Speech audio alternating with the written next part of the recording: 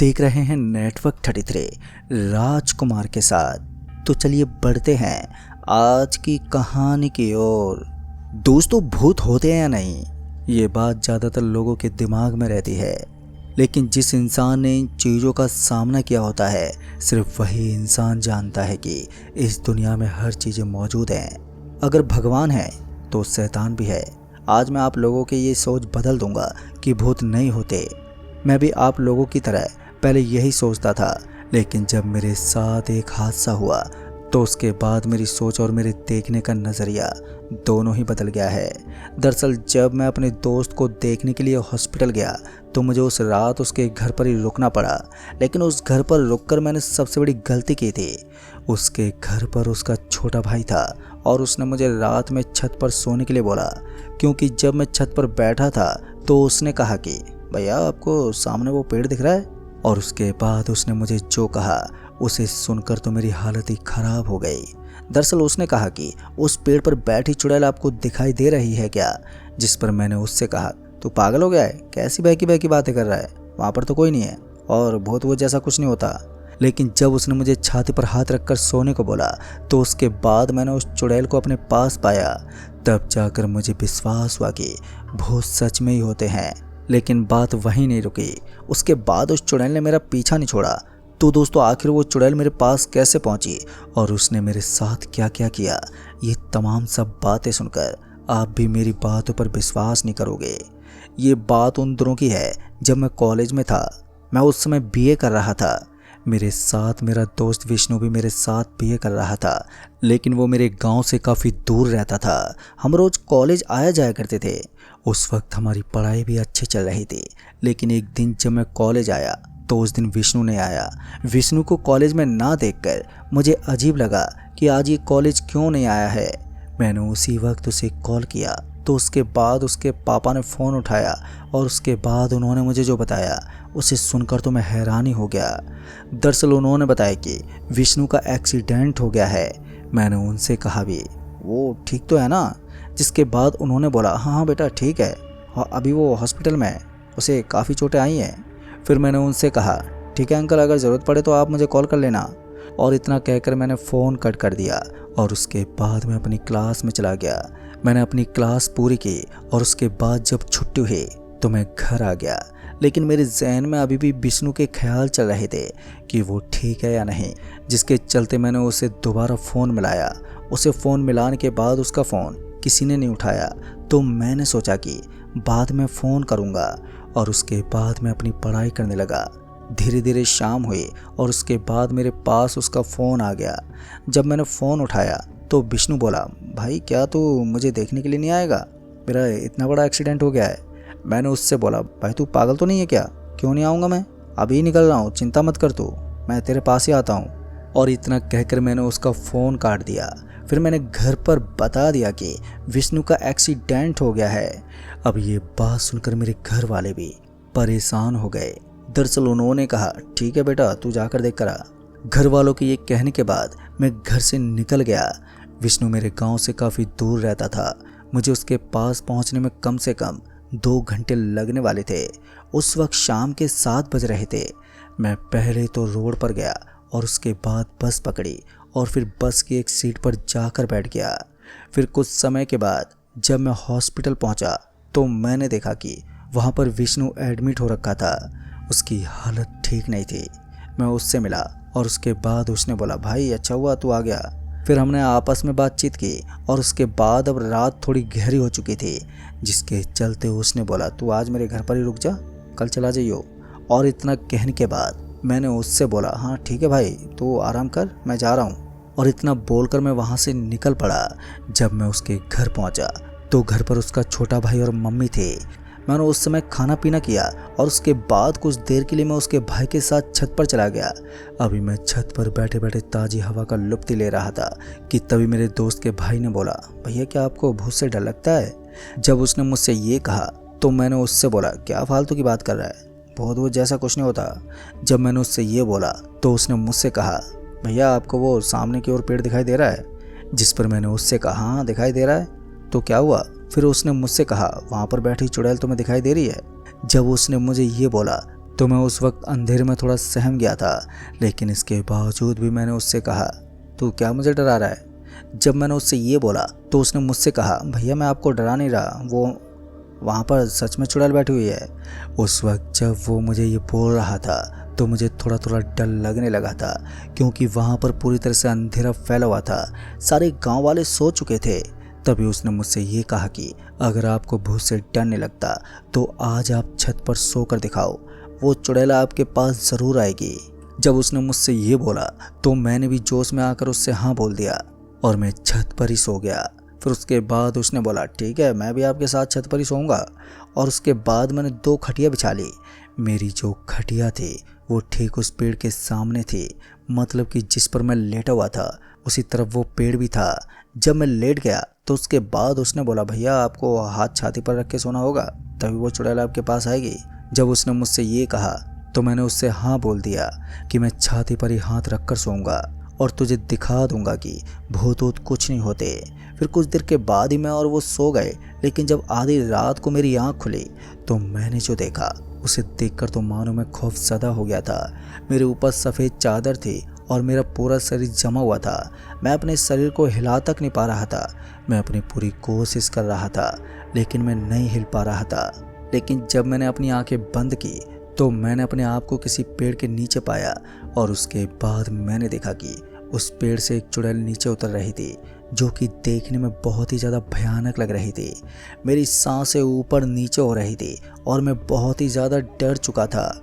मैं जब आंखें खोल रहा था तो मैं अपने ऊपर सफ़ेद चादर देख रहा था और जब आंखें बंद करता तो मैं अपने आप को उसी पेड़ के पास पाता। धीरे धीरे वो चुड़ैल पेड़ से नीचे उतरने लगी थी, जिससे मैं अब बहुत ही ज़्यादा डर से सहम गया था। मुझे उस वक्त कुछ भी समझ में नहीं आ रहा था कि मैं अब करूं तो करूं क्या। अभी मैं यही सब सोच रहा था कि तभी उस चुड़ैल ने मेरे कानों में आकर बोला, तुझे डर नहीं लगता ना? बोल, आज तुझे मैं बताऊंगी कि डर क्या होता है। उस चुड़ैल की इतनी भयानक आवाज़ थी जिसे सुनकर मेरे शरीर का रोम रोम खड़ा हो चुका था। डर के मारे मेरी हालत ख़राब होती जा रही थी, जिसके चलते मैंने अब पूरी जान लगा दी और उसके बाद मैं खटिया से नीचे गिरा। जैसे मैं खटिया से नीचे गिरा तो मैंने देखा कि उस वक्त सब नॉर्मल था।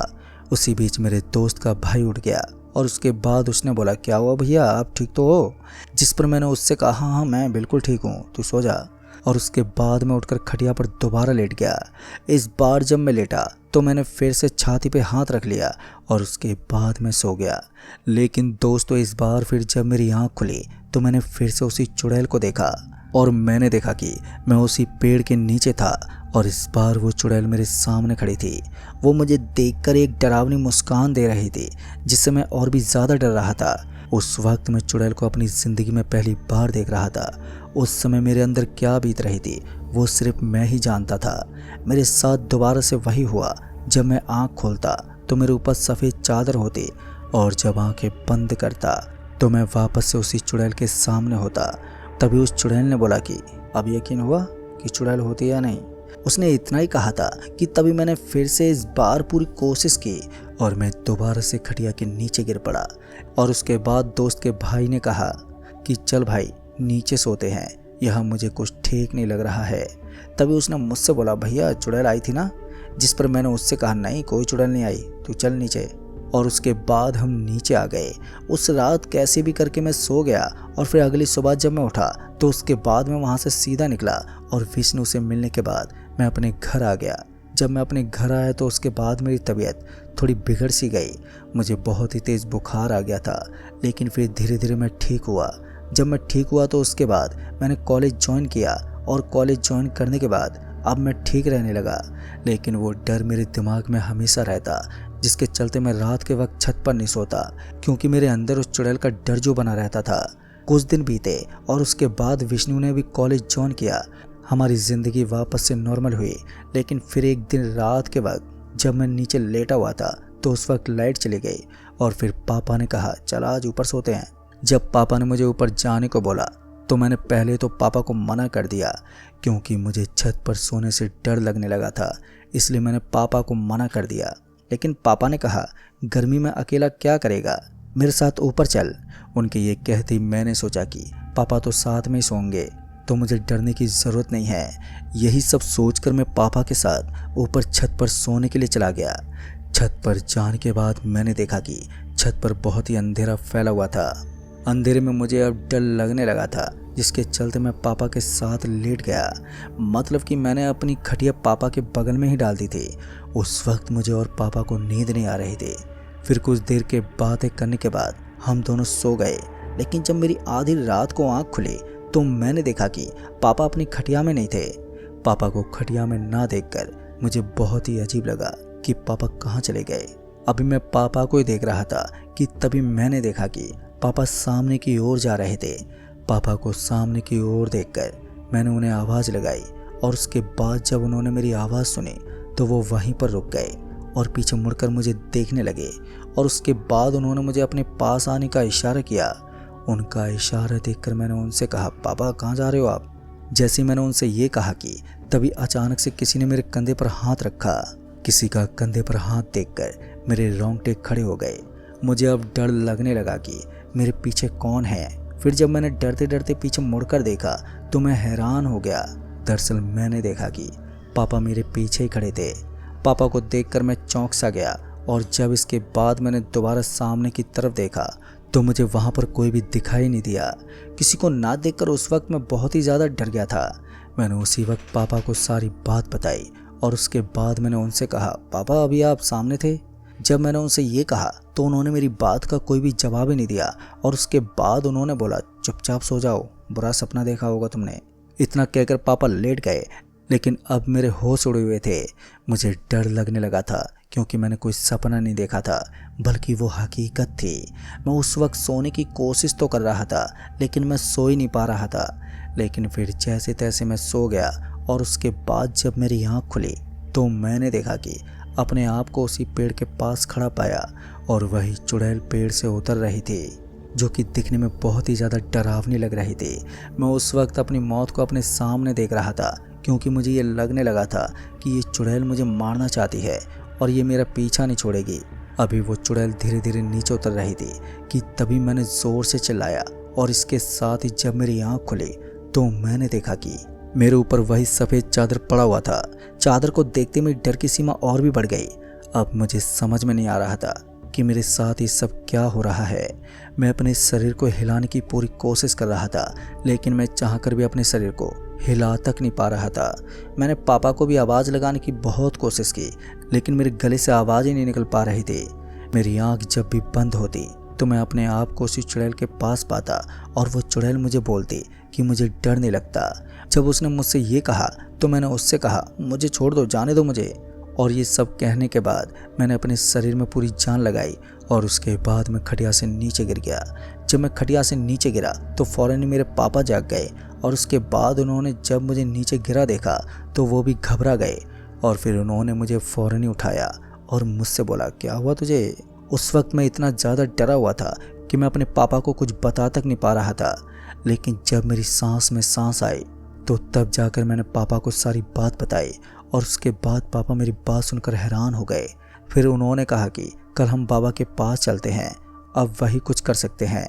और पापा के ये बोलते ही मैंने उनसे कहा, पापा नहीं तो मेरे साथ कुछ भी हो सकता है। और फिर अगली सुबह हम पापा के साथ उस बाबा के यहाँ चले गए और जब हम वहाँ पर गए तो उसके बाद उन बाबा को मैंने सारी बात बताई। जब मैंने उन बाबा को सारी बात बताई तो उन्होंने मुझसे कहा, बेटा वो तुम्हारा पीछा ऐसे नहीं छोड़ेगी, उसके लिए तुम्हें वहीं पर जाना होगा। तुमने उस चुड़ैल को ललकार के बहुत बड़ी गलती कर दी है। जब वो बाबा ये बोल रहे थे तो मेरे अंदर डर बढ़ते जा रहा था लेकिन मैं उन बाबा से गुजारिश कर रहा था कि मुझे कैसे भी करके उस चुड़ैल से बचा लो, नहीं तो वो मुझे मार देगी। जिस पर बाबा ने कहा, वो तुम्हें मारेगी नहीं, तुम्हें सिर्फ परेशान करती रहेगी, पर तुम चिंता मत करो, मैं सब ठीक कर दूंगा। और उसके बाद उन्होंने कहा कि हमें पहले उसी पेड़ के पास जाना होगा ताकि मैं कुछ कर सकूं। फिर उसके बाद हम लोग वहां से निकल पड़े। जब हम उस जगह पर पहुंचे तो मुझे वहां पर विष्णु मिला और जब विष्णु ने मुझसे पूछा क्या हुआ तो मैंने विष्णु को सारी बात बता दी, जिसे सुनकर वो भी हैरान हो गया। तभी उसने कहा कि ये सब तूने मुझे पहले क्यों नहीं बताया? अभी हम दोनों बात ही कर रहे थे कि तभी उन बाबा ने मुझे अपने पास बुलाया और उसके बाद उन्होंने वहाँ पर कुछ पूजा पाठ की और उसके बाद उन्होंने मेरे हाथों में एक ताबीज़ बांध दिया। फिर उसके बाद उन्होंने कहा, ये ताबीज़ 1 महीने के बाद ही खोलना। उससे पहले मत खोल देना, नहीं तो तुम्हारी जान को खतरा हो सकता है।